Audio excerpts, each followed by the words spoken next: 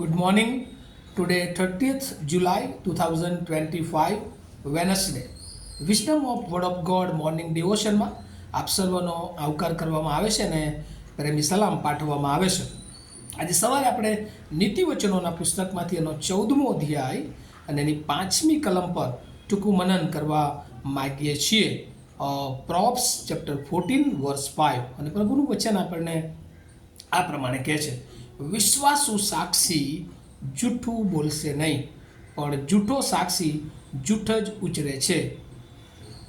A truthful witness does not deceive, but a false witness pure out lies. અને આ પ્રભુનું વચન છે. અને એટલે અહીંયા જો એક વાક્યમાં આપણે આ મુદ્રાલેખને કેવું હોય તો વાણી સાચા અને ખોટા સાક્ષીઓ, અને એટલે speech A wrong and write witness.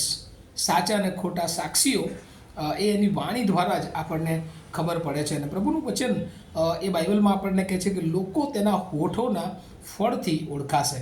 અને એટલે જ્યારે માણસ બોલે છે ત્યારે આપણને ઘણી બધી વાર એનામાં અંદર શું કઈ બાબતો રહેલી છે એ ખ્યાલ આવી જાય છે. અને એટલે કોર્ટમાં મોટા ભાગે એ બહુ જ અદ્ભુત જે કેસો ચાલતા હોય છે ને એમાં ઘણી બધી વાર આપણને એવું લાગે કે આ બહુ સરસ માણસ દેખાય છે, બહુ શાંત છે, બહુ પ્રમાણિક દેખાય છે, પણ જ્યારે એ કોર્ટના કઠેરામાં આવીને ઘણી બધી વાર આપણને યોગ્ય લાગતો માણસ એ જુદી વાત, જુદી સાક્ષી, જુઠ્ઠી સાક્ષી પૂરે છે, ત્યારે આપણને એવું થઈ જાય છે કે ઓહ, આ માણસ વિશે તો આપણે આવું ધાર્યું નહોતું. પણ એ બની શકે છે, કારણ કે માણસ જ્યારે બોલે છે એના દેખાવ પર ઘણી બધી વાર આપણે જોઈએ છીએ, પણ માણસ કહે છે કે એના દેખાવથી ઓળખાશે નહીં, પણ એનું હૃદય એ કેવું છે એ તો એની વાણીથી અને એના વર્તનથી ઓળખાશે. અને એટલે જ લોકોના હોઠોના ફળથી તેઓ ઓળખાશે. અને એટલે બે બાબતો અહીંયા પ્રભુ ચાહે છે અને પ્રભુ આપણને શિક્ષણ આપવા માગે છે. એક, પ્રભુની દૃષ્ટિમાં વિશ્વાસુ સાક્ષી કે જે ક્યારેય જુઠ્ઠું બોલશે નહીં, ગમે તેવી પરિસ્થિતિઓ આવે પણ એ જુઠ્ઠું બોલશે નહીં. અને બીજો, ખોટો સાક્ષી કે જે હંમેશા જુઠ્ઠાણું ફેલાવે છે અને એને એવું લાગે છે કે આ જુઠ્ઠાણું એ જ સાચું છે. અને એટલે ઘણી બધી વાર બહુ બૂમો પાડીને બહુ જોરથી એ જાણે કે જુઠ્ઠાને એ પ્રગટ કરતા હોય છે. પણ આજે સવારે પ્રભુ આપણને શિક્ષણ આપે છે કે આપણો દેવ એ સત્ય છે અને સત્યને માર્ગે ચાલનારાઓની સાથે છે, એ પ્રમાણિક લોકોની સાથે છે.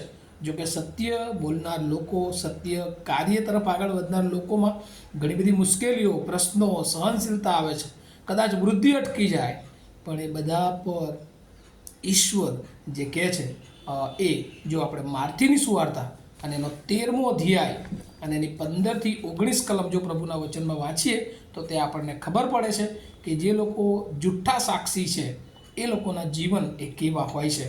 તો 13મો અધ્યાય એની 15મી કલમ, કેમ કે એ લોકોના મન જળ થઈ ગયા છે ને તેઓના કાન બહેર મારી ગયા છે ને તેઓએ પોતાની આંખો મીચેલી છે, રખેને તેઓને આંખે સૂજે ને તેઓ કાને સાંભળે ને મનથી સમજે ને ફરે અને તેઓને સાજા કરવું. અને પ્રભુ કહે છે કે ઘણી બધી વાર જે જુઠ્ઠું બોલનારા હોય છે એમને ખબર હોય છે કે જુઠ્ઠું બોલે છે, તેમ છતાં તેઓના કાન એ બહેર મારી ગયા હોય છે, તેઓ જુઠ્ઠું જ એ સાંભળતા હોય છે, જુઠ્ઠાને જ સાચું માનતા હોય છે, તેઓની આંખો મીચેલી હોય છે, તેઓ જોવે છે સત્યને પણ તેઓ આંખ આડા કાન કરે છે, તેઓ સાંભળે છે અને સમજતા પણ હોય છે, પણ તેઓ એ અણસમજુ બનતા હોય છે. અને આ જુઠ્ઠા સાક્ષીઓ કે જે ખરેખર જુઠ્ઠાને સપોર્ટ કરનારા લોકો છે એ લોકોની વાત અહીંયા લખવામાં આવી છે. અને ત્યાર પછી 16મી કલમથી આગળ કે જેઓ વિશ્વાસુ છે, જેઓ સત્ય અને સત્યના દેવને અનુસરે છે, જ્ઞાની લોકો છે, એ લોકો માટે અહીંયા લખવામાં આવ્યું છે. પણ તમારી આંખોને ધન્ય છે, પ્રભુ કહે છે કે તમારી આંખોને આશીર્વાદિત છે, ધન્ય છે, કેમ કે તેઓ જુએ છે, અને તમારા કાનોને ધન્ય છે કેમ કે તેઓ સાંભળે છે. કારણ કે હું તમને ખચિત કહું છું, તમે જે જુઓ છો તે ઘણા પ્રબોધકોએ તથા ન્યાયીઓએ જોવા ચાહ્યું પણ જોયું નહીં, અને તમે જે સાંભળો છો તે સાંભળવા તેઓને ચાહ્યા પણ સાંભળ્યા નહીં. અને 19મી કલમમાં તો બહુ સરસ લખ્યું છે એક દ્રષ્ટાંત, જ્યારે રાજ્યનું વચન કોઈ સાંભળે છે અને નથી સમજતો ત્યારે શૈતાન આવીને તેના મનમાં જે વાવેલું છે તે છીનવી લઈ જાય છે.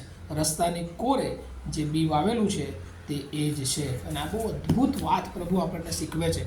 સત્ય હંમેશા એ કડવું હોય છે, પણ વાલાઓ યાદ રાખીએ કે પ્રભુ ઈસુ ખ્રિસ્ત એ પ્રમાણે કહે છે કે માર્ગ, સત્ય તથા જીવન હું છું. અને જો આપણે એ સત્યને ફોલો કરતા નથી તો આપણું જીવન એ ઈશ્વરને આધીન નથી. ઈશ્વર જે ઈચ્છે છે એ પ્રમાણે આપણે જીવતા નથી. અને એટલે આજે પ્રભુ આપણને કહે છે વારંવાર આ wisdom of word of God, ઈશ્વરના જે જ્ઞાનના શબ્દો, વચનો એ આપણને ઉત્તેજન આપે છે કે હંમેશા આપણે વિશ્વાસુ સાક્ષુ બનીએ. પ્રભુએ જે વચનો આપણને આપ્યા છે એને સમજીએ અને એને જુદી રીતે પ્રગટ ન કરતા એને દેવના મહિમાને માટે પ્રગટ કરીએ. પ્રભુએ આપણને જે જીવન આપ્યું છે એ ખોટી બાબતોમાં નહીં, પણ સત્ય અને જે સત્યના લોકો છે તેઓને સપોર્ટ કરવામાં આપણે આગળ વધારીએ. અને તો જ પ્રભુ આપણને આશીર્વાદિત કરશે અને આપણા દ્વારા એ ઘણા બધા લોકોના જીવનોને આશીર્વાદિત કરશે. કારણ કે હંમેશા સત્યને એ અનુસરવું એ સહેલું નથી.